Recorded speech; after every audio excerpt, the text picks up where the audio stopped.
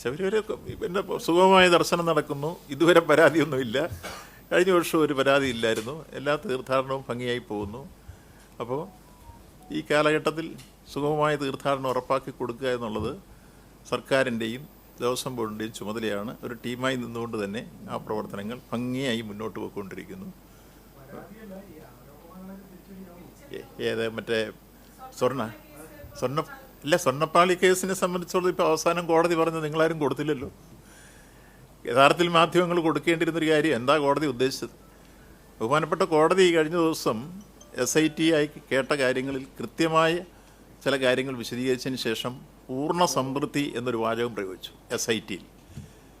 ആ SITയോട് പറഞ്ഞു, ബാഹ്യ സമ്മർദ്ദങ്ങൾക്കോ വലിയ രൂപത്തിലുള്ള ബഹളങ്ങൾക്കോ പരാതികൾക്കോ ഒന്നും ചെവി കൊടുക്കാൻ നിൽക്കേണ്ടതില്ല. ആ സമ്മർദ്ദങ്ങളൊക്കെ ഒരു ഭാഗത്ത് ആരെയായി സമ്മർദ്ദം ഉദ്ദേശിച്ചത്?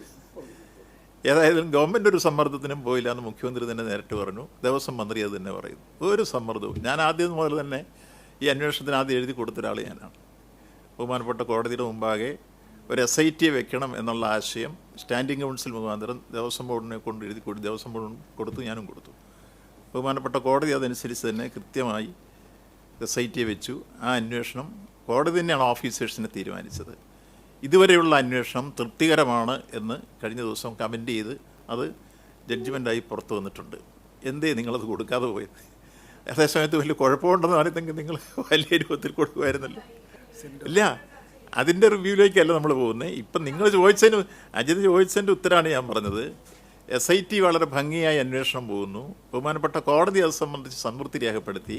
അതാണ് നമുക്ക് സ്വീകരിക്കാവുന്ന ഏറ്റവും ആധികാരികമായ കമൻറ്റും രേഖയും. അതിൽ നമ്മൾ വേറെ സംശയം ഇനി പ്രകടിപ്പിക്കേണ്ട കാര്യമില്ല. അതിനൊരു രൂപത്തിൽ നിങ്ങളൊരു പ്രചരണം കൊടുക്കാൻ കോടതി ഇങ്ങനെ പറഞ്ഞു എന്നുള്ളത് പലരും തയ്യാറായില്ല. അതേസമയത്ത് ഗവൺമെൻറ്റിനെതിരെ ഒരു വിമർശനമായിരുന്നെങ്കിൽ നിങ്ങൾ ബാനർ ഹെഡിങ് ലീഡിങ് ന്യൂസ് കൊടുക്കുമായിരുന്നു. ഇതങ്ങനെ വന്നില്ല. അപ്പോൾ യഥാർത്ഥത്തിൽ SITയെ സംബന്ധിച്ച് കൃത്യമായി പറഞ്ഞിരിക്കുന്നു. ഒരു ബാഹ്യ സമ്മർദ്ദങ്ങൾക്കും നിങ്ങൾ വശംവദരാവരുത്. ഇപ്പം ചെയ്തുകൊണ്ടിരിക്കുന്ന പോലെ തന്നെ മുന്നോട്ട് പോകാൻ കോടതി അനുമതിയും കൊടുത്തിരിക്കുന്നു. ഞങ്ങൾ അതിൽ പൂർണ്ണ സംതൃപ്തരാണ്. ഇല്ല, അത് വരുന്ന പാർട്ടിയും ഗവൺമെൻറ്റും രണ്ടും രണ്ടല്ലേ. പാർട്ടിയുടെ കാര്യം പാർട്ടി സെക്രട്ടറി കാര്യങ്ങൾ പറഞ്ഞല്ലോ. പാർട്ടി സെക്രട്ടറി പറയേണ്ട കാര്യം പറഞ്ഞു. അത് ഞാനിവിടെ പറയേണ്ട കാര്യം. ഞാനിപ്പോൾ ഗവൺമെൻറ്റിൻ്റെ ഭാഗമാണ്.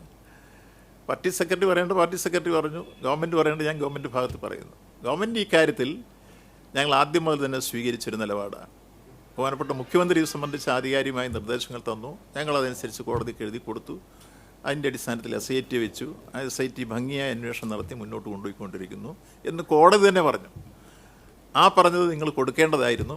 ബാഹ്യ സമ്മർദ്ദങ്ങൾ എന്ന് ഉദ്ദേശിച്ചത് ആരെയൊക്കെയാണ് എന്ന കാര്യം ഗവൺമെൻറ്റിന് എന്തായാലും കൃത്യമായിട്ട് പറഞ്ഞിട്ടുണ്ടല്ലോ. ബ്ലാഞ്ചൊക്കെ ഞങ്ങൾ കൊടുത്തിരിക്കുക. ആയിക്കോട്ടെ, മുൻമന്ത്രി ചോദ്യമുന്നിലായിരുന്നു. നമ്മളൊരു തർക്കവും ഉന്നയിച്ചില്ല. അവർ പോയി ചോദ്യം ചെയ്ത് മൊഴിയെടുത്തു. അതുപോലെ തന്നെ വേറെയുണ്ടല്ലോ ആളുകൾ ചോദ്യം ചെയ്തതും മൊഴിയെടുക്കുന്നതൊക്കെ. അക്കാര്യത്തിൽ നമ്മൾ പറഞ്ഞല്ലോ, നമ്മൾ X or Y, ഇതാണ് എൻ്റെ കമൻറ്റ്. ആരെ വേണമെങ്കിലും SIT വിളിച്ചോട്ടെ, ചോദ്യം ചെയ്യട്ടെ. കൃത്യമായി SITയുടെ അന്വേഷണം തൃപ്തികരമാണെന്ന് ബഹുമാനപ്പെട്ട കോടതി പറഞ്ഞതിനോട് ഞങ്ങൾ യോജിക്കുന്നു. അല്ല, ഇതിനകത്ത് പ്രശ്നം നിങ്ങൾ ദേവസ്വം ബോർഡ് ഇതിൽ പ്രസിഡന്റ് ഇരിക്കുന്നത്, ദേവസ്വം ബോർഡിൻ്റെ ഡേ ടു ഡേ ബിസിനസ്സിലോ അതിൻ്റെ ഏതെങ്കിലും പോളിസി മാറ്ററിലോ ഒരിക്കലും ഗവൺമെൻറ്റിന് ഇടപെടാൻ ഒരധികാരമില്ല.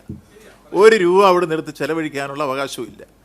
അവിടെ ഇത്തരം കാര്യങ്ങളൊക്കെ ചെയ്യുന്നത് സ്റ്റാറ്റ്യൂട്ടറി പവറുള്ള ബോർഡാണ്. ആ ബോർഡിന്മേൽ ഒരു നിയന്ത്രണം ഏർപ്പെടുത്താനോ, അതാണ് കഴിഞ്ഞ മന്ത്രിയും പറഞ്ഞത്. ഇല്ല, അത് ഇല്ല, നിങ്ങൾ അറിയേണ്ട കാര്യമില്ലല്ലോ. ഇല്ലില്ല, നമ്മൾ അറിയേണ്ട ഒരു കാര്യമില്ല. അത് തന്നെ പഴയ മിനിസ്റ്റർ തന്നെ പറഞ്ഞത്. ഇത് കൊണ്ടുപോകാൻ അവിടുത്തെ ഡേ ടു ഡേ ബിസിനസ്സിലൊന്നും ദേവസ്വം വകുപ്പ് അറിയേണ്ടതില്ല, മന്ത്രി ഇടപെടാൻ പറ്റുകയില്ല. ഒരു രൂപ അവിടെ നിർത്തി ചെലവഴിക്കാനോ അവിടുത്തെ ഏതെങ്കിലും മുതൽ മാറ്റാനോ അങ്ങോട്ട് കൊണ്ടുപോകുന്നതൊന്നും അല്ല. പോളിസി മാത്രമേ അവർ മാത്രമേ തീരുമാനിക്കുകയുള്ളൂ. അതൊന്നും ഗവൺമെൻറ്റിനോട് ആലോചിക്കേണ്ട ഒരു പ്രശ്നമില്ല. ഗവൺമെൻറ് ഈ കാര്യത്തിൽ ശബരിമലയുടെ വികസന കാര്യങ്ങൾ വരുമ്പോൾ അതിന് പശ്ചാത്തല സൗകര്യം ഒരുക്കി കൊടുക്കുക, തീർത്ഥാടന കാലഘട്ടത്തിലെല്ലാം പശ്ചാത്തല സൗകര്യം ഒരുക്കി കൊടുക്കുക, ഇതെല്ലാം ഗവൺമെൻറ് ഡ്യൂട്ടിയാണ്. അത് കൃത്യമായി ഗവൺമെൻറ് ചെയ്യുന്നുണ്ട്. അത് ഈ കാലഘട്ടത്തിലും ചെയ്തു വരുന്നു. ഒരു പരാതിയില്ലാതെ കഴിഞ്ഞ വർഷവും ഈ വർഷവും ആ തീർത്ഥാടന കാലം ഇതുവരെ എത്തിയിട്ടുണ്ട്. ഇപ്പം തീരാൻ പോകുന്നു. ആ തിരുവനന്തപുരം